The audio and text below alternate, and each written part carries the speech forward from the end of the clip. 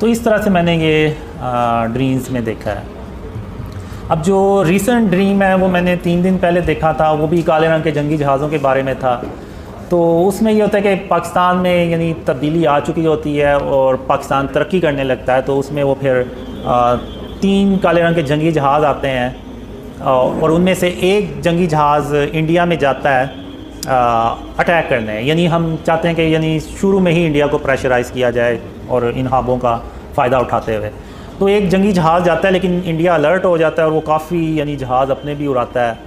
तो वो जंगी जहाज़ जो है वो ऐसे हवा में खड़ा भी हो जाता है, रुक भी जाता है और फिर वो वेट करता रहता है। चूँकि वो जहाज़ ज़्यादा होते हैं तो वो फिर वापस आ जाता है। तो जब वो वापस आता है तो इंडिया जो है वो जैसे मैच जीतने के बाद पाकिस्तान से वो शोर शराबा करते हैं और हल्ला गुल्ला करते हैं, तो उसी तरह उनके जो सारा करते हैं और उनके जो जहाज़ होते हैं वो भी ऐसे स्टंट करते हैं कि देखो हमने तुम्हारा जो जंगी जहाज़ आया था उसको भगा दिया। तो लेकिन वो जो जंगी जहाज़ है ना वो ऐसे वापस आके ना तो ऐसे नीचे बहुत नीचे प्रवास करता है।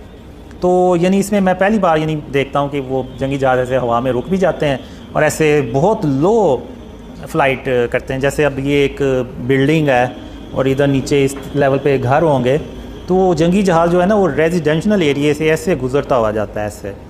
वरना नॉर्मली जो मिलिट्री जेट फाइटर्स होते हैं वो इस इतनी लो प्रवास पे रेजिडेंशल एरिया से नहीं गुजरते, लेकिन वो गुजर आता है। तो मैं कहता हूँ कि ये तो यानी बड़ी टेक्नोलॉजी है इस जहाज़ में, ना सिर्फ जहाज़ में बल्कि वो पायलट्स में भी होती है, जाहिर सी बात।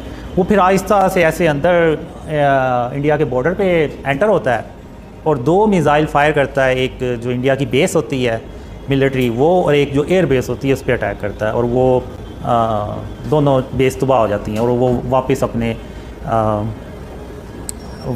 वापस पाकिस्तान आ जाता है और उनको इंडिया को पता भी नहीं चलता कि कोई आया है और अटैक करके चला गया। तो वो इरफान भाई ने बताया कि जब वो जहाज़ बहुत ही लो फ्लाइट पे जा रहा तो इवन वो रेडार्स जो है ना वो भी डिटेक्ट नहीं कर पाते।